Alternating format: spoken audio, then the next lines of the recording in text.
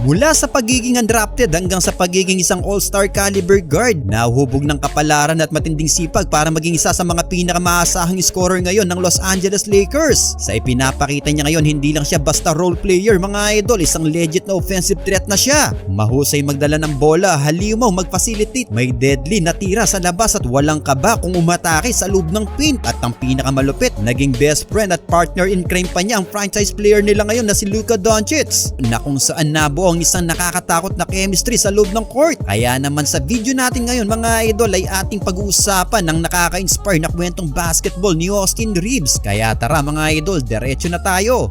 Bago natin pag-usapan ang kasikatan ni Austin Reeves ngayon sa Los Angeles Lakers kasama sina LeBron James at Luka Doncic, kailangan muna nating balikan kung saan siya nagsimula. Hindi naging madali ang naging biyahe ni AR-15 mga idol papunta sa pinakamalaking liga sa buong mundo. Isang simpleng basketballista lang itong si Austin Reeves mga idol. Walang hype at hindi halos kilala sa kanyang college basketball. Walang 5-star recruits, walang malalaking media coverage, pero dito nahubog ang kanyang underdog mentality. Sa kanyang college year, naglaro siya para sa Wichita State bago lumipat sa University of Oklahoma. Sa Oklahoma, dito na niya naipakita ang kanyang potensyal bilang isang scorer at playmaker. Nag-average siya ng magagandang numero, pero kahit ganon mga idol, marami pa ring NBA scouts ang nagdududa. Sinasabi nila na kulang siya sa athleticism, hindi masyadong mabilis at hindi raw uubra ang laro niya sa tindi ng depensa sa NBA. Dahil sa mga dudang ito, dumating ang 2021 NBA Draft Night na puno ng kaba para kay Austin Reeves mga idol. Ang 2021 NBA Draft, dito pumasok ang isa sa pinakamatapang na desisyon sa buhay ni Austin Reeves. Habang tumatakbo ang second round ng draft, may mga koponan sana na gustong kumuha sa kanya tulad ng Detroit Pistons. Pero ano ang ginawa ni AR at ang kanyang agent? Sinabihan nila ang mga teams na wag siyang i-draft. Bakit? Dahil may plano sila mga idol. Gusto niya maging undrafted free agent para siya mismo ang makapili kung saan team siya pupunta, at ang target niya ay ang Los Angeles Lakers. Isipin nyo yun mga idol, isang bata na nangarap makapasok sa NBA, tinanggihan ng siguradong draft pick para sumugal sa isang two-way contract kasama ang Lakers. Isang maling galaw lang pwede siyang mapunta sa G League at tuluyang makalimutan, pero nanalo siya sa sugal na ito mga idol. Pinatunayan niya sa training camp na hindi lang siya basta pampuno sa roster. Dahil sa sipag, talino sa laro at matinding hustle, na i-convert ang kanyang two-way contract sa isang standard NBA contract. Ito na ang naging simula ng kanyang pag-usbong.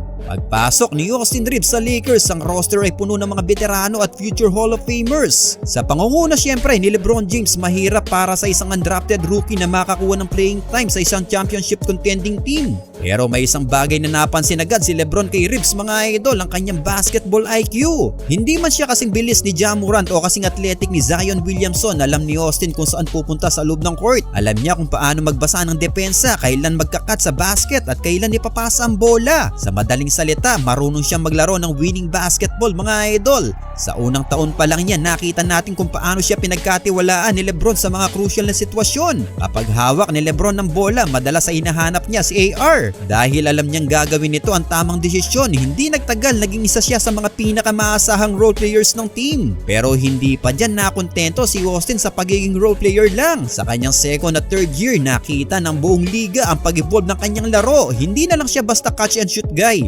Naging isa na siyang legit na banta sa opensa. Mapapansin nyo mga idol, nadagdag ang kanyang arsenal. Naging kumpiyansa siyang magdala ng bola bilang secondary playmaker. Gumanda ang kanyang pick and roll game at ang kanyang signature move na pag-draw ng fouls gamit ang pump fakes at deceleration ay naging problema para sa mga defenders. Sino ba naman makakalimot sa kanyang iconic na I'm him moment laban sa Memphis Grizzlies sa playoffs? Sa mga huling minuto ng fourth quarter kung saan dikdikan ng laban, binigay ni LeBron ng bola kay Austin at hinayaan siya mag-operate. Sunod-sunod na puntos ang ginawa niya mga idol, sabay sigaw na I'm him sa harap ng naghihiyawang crowd. Sa pagkakataong yun, opisyal na niyang pinatunayan na isa siyang between. Hindi na siya basta undrafted player lang, isa na siyang all-star caliber guard na kayang bumuhat ng koponan pag kailangan. Nagbunga ito ng malaking kontrata para sa kanya mga idol, isang patunay ng tiwala ng Lakers management. Fast forward tayo sa kasalukuyan mga idol, matapos ang ilang taon na pagiging tagapagmana ng kultura ng Lakers kasama si LeBron, dumating ang isang malaking pagbabago sa prangkisa, ang paglipat ni Luka Doncic sa Los Angeles Lakers. Maraming nag-akala na baka matabunan si Austin Reeves sa pagdating ng isang ball-dominant superstar tulad ni Luka Doncic. Pero kabaliktaran ang nangyari mga idol, imbes na magsapawan, isang nakakatakot na chemistry ang nabuo nila.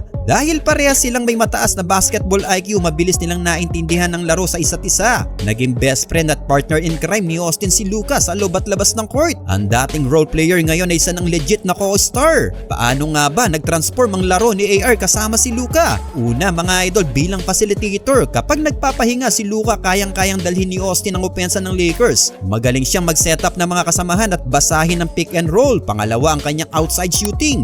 Dahil palaging dinodouble team si Luka, madalas naiiwan ng libre si Austin sa perimeter. At dahil nahasa na niya ang kanyang outside shooting, otomatikong parusa ito sa depensa ng kalaban. Pangatlo mga idol, ay siguradong pinaka-underrated sa laro niya ngayon ay ang kanyang kakayahang umatake sa loob ng paint. Akala ng mga kalaban puro spot-up shooter lang siya kapag kasama si Luka. Pero kapag nag-close out ang depensa sa kanya, madali siyang nakakadrive papunta sa basket. Mayroon siyang mga sneaky layups, floaters at yung nakakabaliw niyang kakayahan na makakuha ng foul kahit gaano pa kalaki ang bumabantay sa kanya sa ilalim. Kayang-kaya niyang sabayan ang tempo ni Luka, mapa half court set man o fast break. Ang kombinasyon ng court vision ni Luka at ang panggulo ni Austin Reeves sa opensa at depensa ay naging banta para sa kanilang mga nakakalabang koponan mga idol, habang si LeBron James naman ay nandoon pa rin bilang leader at veteranong presensya. Malinaw na ang backcourt ni Luka at Austin ang nagpapatakbo ng bagong makina ng Lakers ngayon. Kapag pinapanood natin si Austin Reeves ngayon mga idol, isang all-star caliber guard, best friend ni Luka Doncic, pinagkakatiwalaan ni LeBron James at isa na siya sa mga main offensive weapon ng Los Angeles Lakers. Madali nang makalimutan kung saan siya nanggaling. Isipin nyo yun, mula sa isang batang taga-Arkansas na binaliwala ng mga malalaking college programs hanggang sa pagiging undrafted sa NBA dahil sa tingin ng marami ay hindi siya uubra sa pro level. Pinasinungalingan niya ang lahat ng kanyang mga doubters mga idol. Hindi niya ginamit ang kanyang pagiging undrafted bilang rason para sumuko. Bagkos ginamit niya ito bilang gasolina para maging porsigido. Well, ang 2025-2026 season ang best season ni Austin Reeves dahil sa season ito ay nag-skyrocket ang kanyang stats mga idol. From 7.3 points, 1.8 assists at 3.2 rebounds per game sa kanyang rookie season. Ngayong season ng 2025-2026, pumalo na ito sa 23.3 points, 5.5 assists, 4.7 rebounds, 1.1 steals, shooting 49% at 36% sa 3-point line. All-star caliber na mga idol. Naitala niya din ang kanyang career high na 51 points versus Sacramento Kings noong October 26, 2025 na nagdala sa kanila ng panalo sa laban nilang yun. Well, si Austin Reeves is the perfect proof na hindi mo kailangan ng draft pick para maging franchise cornerstone. It's all about the grin, the IQ at ang puso na meron siya para patunayan na mali ang tingin sa kanya mga idol. At sa tandem niya ngayon kay Luka Doncic mga idol, mukhang sisimulan na nga ng Lakers ang isang bagong era. Kung magre-retiro na si LeBron sa susunod na season o kung lilipat man siya, siguradong ang duo na Reeves at Luka ang siyang magte-take over para sa purple and gold. Well, kayo mga idol, ano ang masasabi nyo sa naging journey ni AR-15 na si Austin Reeves?